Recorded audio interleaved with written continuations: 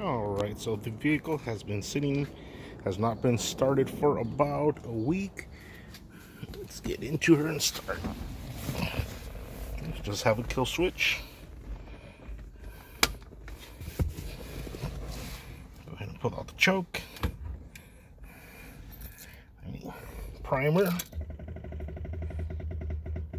And here the fuel pump. One more time. There we go. Start up. Close the choke a little.